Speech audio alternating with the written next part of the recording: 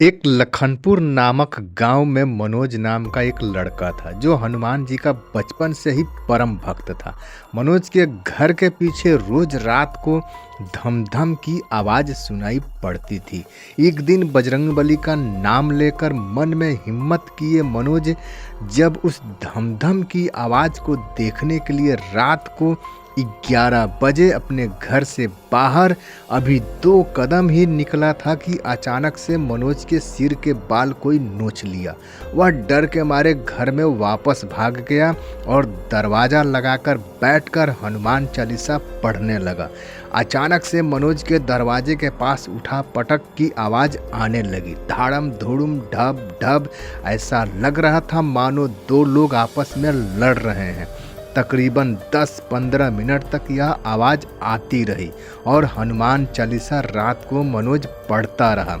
सुबह जब हुआ और दरवाज़ा जब खुला तो मनोज हैरान हो गया। जमीन पर गिर पड़ा और जोर जोर से रोने लगा। आखिर क्या हुआ था ऐसा और क्यों आती थी धम धम की आवाज़? किसने नोचे थे सिर के बाल? कैसी थी उठा पटक और लड़ाई की आवाज़? सारी सत्य घटना हम बताएंगे आज के इस वीडियो में। मित्रों नमस्कार। 2-4 दिनों से मैं रेगुलर लॉन्ग वीडियो नहीं बना पा रहा हूँ, इसके लिए क्षमा कीजिए। ठंड के प्रकोप से मैं भी प्रभावित हूँ, इसलिए रेगुलर काम नहीं कर पा रहा हूँ।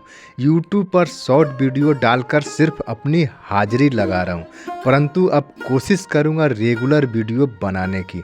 आप सब भी ठंड से अपना पूरा बचाव रखिएगा, क्योंकि जान है तो जहान है। आइए वीडियो स्टार्ट करते हैं।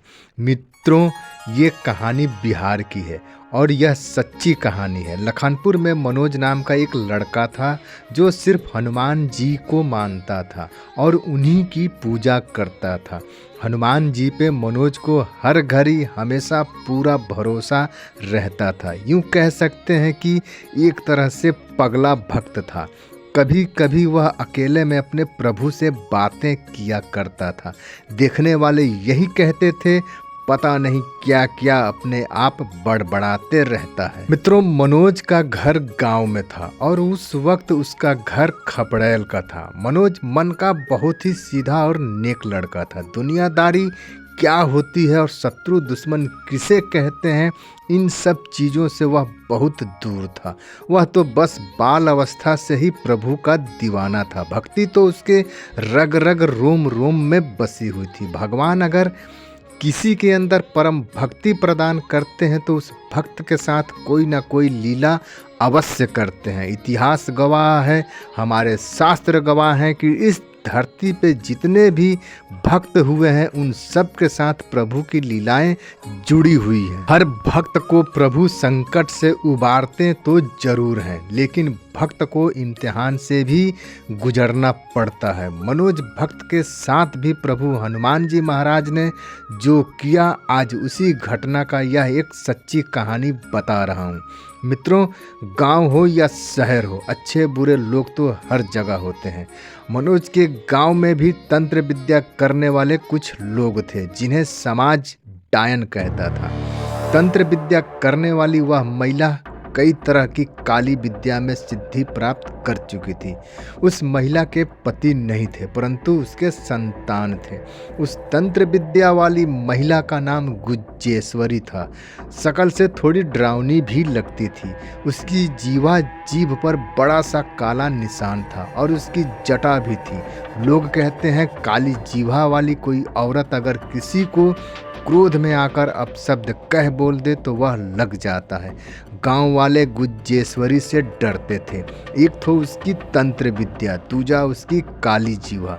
गुज्जेश्वरी का दबदबा गांव में इतना था कि जब वह किसी के घर के पास से गुजरती थी तो घर वाले अपने बच्चों को झट से घर में छिपा देते थे। लोग कहते थे कि गुज्जेश्वरी ने अपने पति को देकर सिद्धि प्राप्त की है। जो अपने पति की नहीं हुई वह दूसरे का कैसे भला करेगी।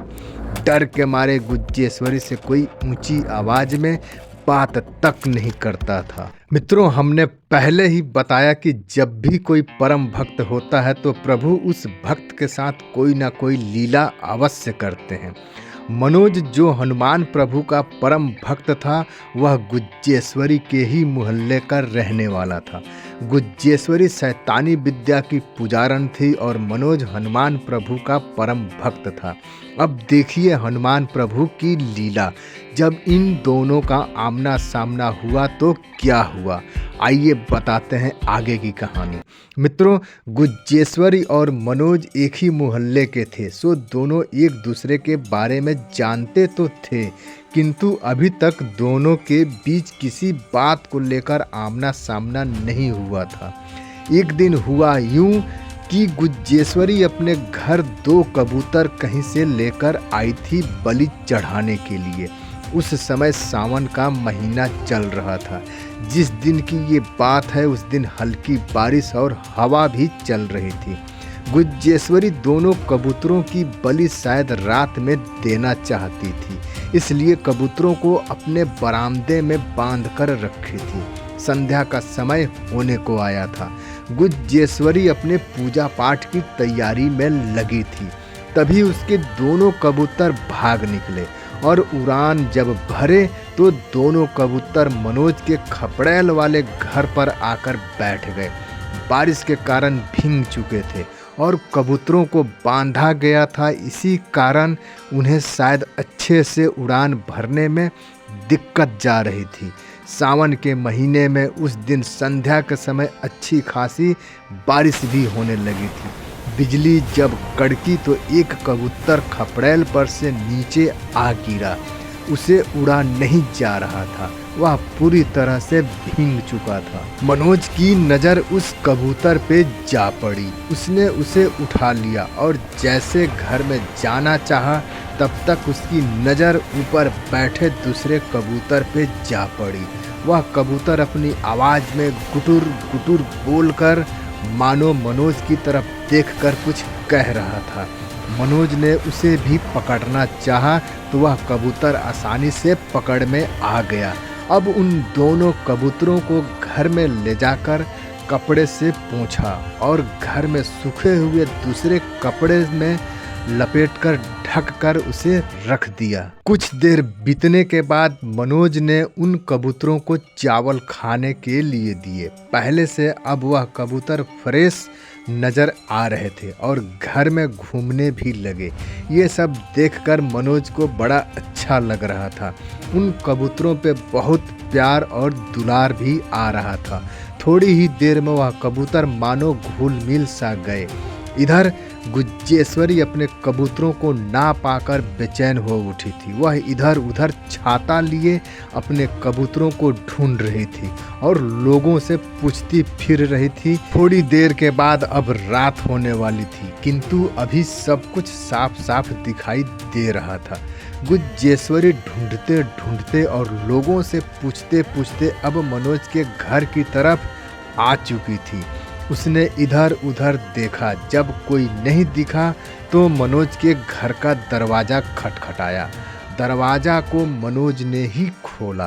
दरवाजे को खोलते ही सामने छाता लिए गुज्जेश्वरी को देखकर मनोज आश्चर्यचकित हो गया कि आज गुज्जेश्वरी मनोज के दरवाजे पे कैसे आ गई। गुज्जेश्वरी ने कहा, बाबू मनोज, मेरा 2 कबूतर तुम्हारे घर आए हैं क्या? मनोज हैरान हो गया कि ये कबूतर इसके हैं। मनोज ने कहा, बड़ी अम्मा, तुम कब से कबूतर पालने लगी? गुज्जेश्वरी ने कहा, नहीं रे, मैं कबूतर भला क्यों पालूंगी? मुझे जब ज़रूरत पड़ता है तो लोगों से मैं बलि चढ़ाने के नाम पे मांग लेती हूँ। आज रात में भी उन 2 कबूतरों की बलि देना है। बलि का नाम सुनकर मनोज ने मन ही मन कहा, हे प्रभु, हे बजरंगबली, अब मैं क्या करूं? उसके बाद मनोज ने कह दिया, मेरे यहाँ कोई कबूतर नहीं आए हैं। मित्रों, गुज्जेश्वरी मनोज की बड़ी अम्मा नहीं थी, किंतु गांव में हर किसी से रिश्ते नाते जुड़े होते हैं। गुज्जेश्वरी उसी नाते से बड़ी अम्मा लगती थी। अब मनोज का जवाब पाकर गुज्जेश्वरी दूसरे घरों की तरफ अपने कबूतर खोजने लगी। छाता लेकर तकरीबन 8 बजे रात तक अपने कबूतरों को ढूंढी, किंतु उसे कहीं नहीं मिले। अंत में वह अपने घर चली गई और जोर जोर से चिल्लाने लगी। अब बारिश भी बिल्कुल हल्की हो चुकी थी। गुज्जेश्वरी की चिल्लाहट से ऐसा प्रतीत हो रहा था जैसे गुज्जेश्वरी का कोई बहुत बड़ा अवसर उसके हाथ से निकल गया हो। वह बहुत क्रोधित थी। उस दिन मोहल्ले वालों के मन में एक डर सा हो गया था। मनोज ने भी गुज्जेश्वरी की आवाज़ सुनी थी और मनोज भी डर रहा था कि अगर गुज्जेश्वरी को पता चल गया कि कबूतरों को मनोज ने रखा है तो पता नहीं गुज्जेश्वरी क्या करेगी। कबूतरों को बचाकर उन कबूतरों को देखकर मनोज के मन में एक आत्म जैसा फील हो रहा था कि मैंने जो किया सो ठीक किया है, क्योंकि यह कबूतर हनुमान भक्त की शरण में आए हैं। किंतु दूसरी तरफ गुज्जेश्वरी को पता चलने का एक अनजाना सा भय मन में था। मनोज ने अपने आप को दिलासा दिया और कहा, जैसी बजरंगबली की मर्जी, जो होगा सो देखा जाएगा। रात हो चुकी थी, सभी कोई सो गए थे। सुबह होते ही मनोज उन दोनों कबूतरों को एक झोले में लेकर घर से बाहर बांस के पेड़ों के पास छोड़ने चला गया। बांस काफी दूर तक फैले हुए थे, घने थे। मनोज ने इधर उधर देखा किंतु कोई दिखाई नहीं दिया। तब मनोज ने झोले से उन दोनों कबूतरों को निकालकर बांस पे रख दिया और जैसे ही वहां से अपने घर को चलना चाहा कि सामने से गांव का एक आदमी उसी बांस की तरफ बढ़े आ रहा था। शायद उसे बांस का दातुन तोड़ना होगा। यह सोचकर मनोज आगे बढ़ गया और अपने घर चला आया। घर आने के बाद मोहल्ले में तकरीबन आधे घंटे बाद शोर शराबा जैसा सुनाई पड़ने लगा। मनोज अपने घर से बाहर निकलने वाला ही था कि मनोज के द्वार पे गुज्जेश्वरी और बांस का दातुन तोड़ने गया था जो आदमी, वह और गांव के और भी 4-5 लोग आ गए। कबूतर रखने वाली बात को उस आदमी ने गुज्जेश्वरी को कह बता दिया था कि मैंने अपनी आंखों से मनोज को बांस पे कबूतर छोड़ते हुए देखा है और मैंने कबूतर को पकड़ना चाहा भी, लेकिन वह उड़ गए। मित्रों, यहीं से गुज्जेश्वरी और मनोज के बीच दुश्मनी की शुरुआत होती है। दोनों में कहा सुनी 15 से 20 मिनट तक चला होगा और उसके बाद दोनों अपने अपने घर चले गए। लेकिन जाते जाते गुज्जेश्वरी मनोज को धमका गई और कह गई, आज से तू अपनी खैर मनाना, तुझे छोड़ूंगी नहीं मैं, याद रखना। मित्रों, मनोज हनुमान जी की पूजा नियम से हर शनिवार और मंगलवार को किया करता था। जिस दिन यह विवाद हुआ था वह दिन सोमवार था। गुज्जेश्वरी के धमका कर जाने के बाद मनोज थोड़ा डर सा गया था, लेकिन मन ही मन अपने प्रभु का नाम ले रहा था। दिन ढला, रात हुई और जब रात हुई तो मनोज के खपड़ेल घर के ऊपर अचानक से जोर जोर से टूटने फूटने की आवाज़ आने लगी। ऐसा लगा जैसे आसमान से अचानक से पत्थरों की बारिश हो रही है। मनोज और उसके घर वाले जब निकल कर देखते हैं तो बड़ी बड़ी जानवरों की हड्डी और मिट्टी का सूखा हुआ बड़ा बड़ा सा ढेला पड़ा हुआ है। बरसात के दिनों में और बारिश के मौसम में कहीं भी सूखी हुई मिट्टी देखने को नहीं मिलती है और अचानक से सूखे हुए मिट्टी के बड़े बड़े ढेले कहां से आ गए।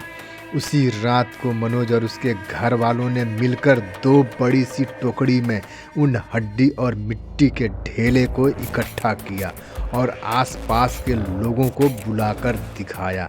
सबने गुज्जेश्वरी के तरफ इशारा किया और कहा यह उसी डायन का काम होगा। जब गुज्जेश्वरी से मनोज और उसके घर वालों ने पूछताछ की तो गुज्जेश्वरी ने कहा, मैं क्या जानूं, हो सकता है बलि का कबूतर नहीं मिलने से बलि वाले देवता ने अपना प्रकोप दिखाया होगा। गुज्जेश्वरी ने अपना पल्लू झाड़ लिया। उसने साफ साफ मना करके बलि वाले देवता पे बात को डाल दी। अब मनोज और उसके घर वाले उसी रात्रि अपने घर चले आए।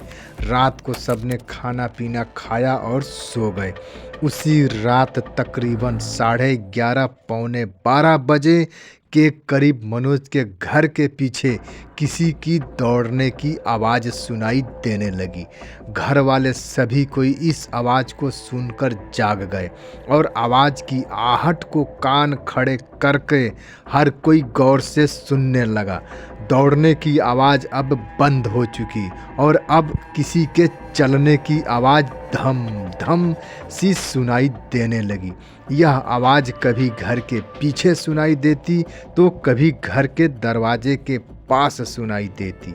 इस धम धम भरी आवाज़ को सुनकर मनोज और उसके घर वाले डर गए थे। सब कोई उठकर बैठ गए थे, किंतु डर के मारे कोई भी कुछ बोला नहीं, ना ही इस आवाज़ पे किसी ने टोक लगाई। बस पूरा परिवार सिर्फ बजरंगबली का नाम लेता रहा। रात्रि के 1:30 बज चुके थे। अब आवाज़ रह रह कर सुनाई पड़ रही थी। उसके बाद पायल की छन छन की आवाज़ आने लगी। आवाज़ घर के पीछे से होती हुई घर के दरवाजे के पास तक सुनाई देने लगी। तकरीबन 3 बजे तक यह सिलसिला चलता रहा। घर के लोग घर के अंदर जागे रहे और जब सुबह के 4 बजे तो सब कोई सो गए। अगले दिन इस घटना का जिक्र लोगों से किया मनोज के घर वालों ने। सबने बस यही कहा, क्या ज़रूरत थी गुज्जेश्वरी का कबूतर अपने यहाँ छिपाने की। अब जो भी हो रहा है उसका परिणाम भुगतो, इसमें हम लोग क्या कर सकते हैं। लोगों का जवाब सुनकर मनोज ने निश्चय किया कि अब बजरंगबली के सिवा दूसरा कोई हमारी मदद नहीं कर सकता है। मित्रों, जिस दिन मनोज ने निश्चय किया वह मंगलवार का दिन था। उस दिन मनोज ने पूरी विधि विधान से हनुमान प्रभु की पूजा अर्चना की। पूजा में उस दिन 5 गुलाब के खिले हुए फूल, 5 लड्डू, 5 लौंग, रोड़ी चंदन और 1 लोटा जल लेकर बजरंगबली की पूजा की। साथ में सरसों तेल का दिया जलाया था और हनुमान चालीसा का संपूर्ण पाठ 7 बार किया था और अपनी सारी परेशानी को प्रभु हनुमान जी से दंडवत प्रणाम करके कहा था। मनोज जब भी पूजा पाठ करता था तो उस दिन दूध, रोटी और गुड़ या तो दूध, चावल, गुड़ का बना हुआ ही भोजन करता था, वह भी केले के पत्ते पर। किंतु अपनी रात भर की परेशानी से परेशान मनोज ने मंगलवार को इस बार कुछ भी नहीं खाया पिया। दिन ढला, फिर रात हुई और जैसे ही रात हुई वैसे ही मनोज ने हनुमान जी को चढ़ाया गया लोटे का जल लेकर अपने घर के पीछे हनुमान जी का नाम लेकर छिड़क दिया। शेष बचे जल को अपने खपड़ेल वाले घर के ऊपर छिड़क दिया। मनोज के घर वाले खाए पिए सो गए। रात को 11 बजे जब मनोज की आंख खुली तो इस बार धम धम की आवाज़ घर के पीछे नहीं आ रही थी, बल्कि घर से कुछ दूर सुनाई पड़ रही थी। मनोज ने सोचा, आज तो मेरे घर के आगे पीछे कोई आवाज़ ही सुनाई नहीं दे रही है, लेकिन सेम वही आवाज़ कुछ दूर पर सुनाई दे रही है। जरा देखूं आखिर यह आवाज़ कौन कर रहा है, कैसे आ रही है। यह सोचकर उसने घर वालों को बिना जगाए चुपके से दरवाज़ा खोला और घर से अभी 2 कदम ही निकला था कि अचानक से मनोज के सिर के बाल किसी ने नोच लिए। मनोज डर के घर में भागा और दरवाज़ा बंद करके मन में हनुमान चालीसा पढ़ने लगा। उसके थोड़े देर बाद ही मनोज के दरवाजे के पास उठा पटक, धाड़म धूड़म, ढप ढप जैसा आवाज़ आने लगा। ऐसा लग रहा था जैसे 2 लोगों की आपस में ज़बरदस्त लड़ाई हो रही हो, उठा पटक हो रही हो। मनोज दरवाजे के पास से आ रही आवाज़ को सुनता रहा और हनुमान चालीसा पढ़ता रहा। हनुमान चालीसा पढ़ते पढ़ते मनोज को नींद आ गई, सो उसे आगे क्या हुआ इसका कुछ पता ही नहीं चला। किंतु जैसे ही सवेरा हुआ और मनोज ने रात की घटना को याद किया और अपना दरवाज़ा खोला तो वह हैरान हो गए। मनोज के दरवाजे के पास हकीकत में 2 लोगों के लड़ने के पैर के निशान थे, जिनमें एक पैर के निशान इंसान के पैरों से काफ़ी बड़े थे। मनोज समझ गया कि रात मेरे प्रभु मेरे स्वामी श्री बजरंगबली ही आए थे। ये बड़े बड़े पैर उन्हीं के हैं। उन्हें जोर से आवाज़ लगाई और अपने घर वालों को बुलाकर उन पैरों के निशान को दिखाने लगा और पैरों के निशान पर गिर पड़ा, रोने लगा। अपने घर वालों से रो रो कर कह रहा था कि ये हनुमान प्रभु के ही पैर के निशान है। इतने बड़े पैर के निशान किसी आदमी के नहीं हो सकते हैं। मनोज के घर अभी यह सब दृश्य चल ही रहा था कि आस पड़ोस के लोग मनोज के घर पे आ गए और बोले कि आप लोग क्यों रो रहे हैं? अब तो पूरा गांव ही खुश है, क्योंकि गुज्जेश्वरी की रात में मृत्यु हो गई है। उसके संतान रोज चिल्ला रहे हैं। हमने स्वयं गुज्जेश्वरी का मृत शरीर अपनी आंखों से देखा है। गुज्जेश्वरी की मौत की खबर सुनकर अब तो और भी ज़्यादा मनोज के मन में हनुमान प्रभु के लिए खुशी के आंसू की धार बहने लगी। अपने प्रभु के लिए फुट फुट कर रोने लगा। मनोज के घर वाले मनोज को चुप कराने लगे और कहने लगे, एक तो तू कल से कुछ भी खाया नहीं है और इस तरह से रोएगा तो तेरी हालत बिगड़ जाएगी। मनोज के घर वाले समझा रहे थे कि उसके द्वार की तरफ एक साधु महात्मा अपने हाथ में चिमटा लिए, लाल वस्त्र पहने, कंधे में झोला लटकाए चले आ रहे थे।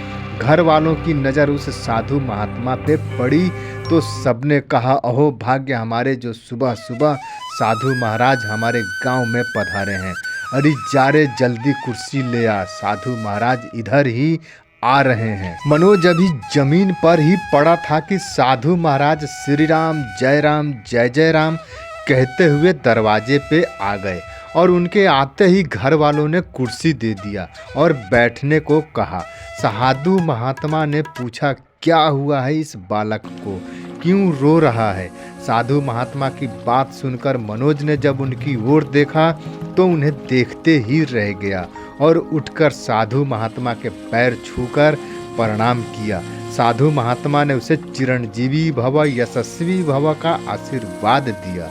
साधु महात्मा का आशीर्वाद पाकर मनोज को मानो नई ऊर्जा, नई शक्ति प्राप्त हो गई हो।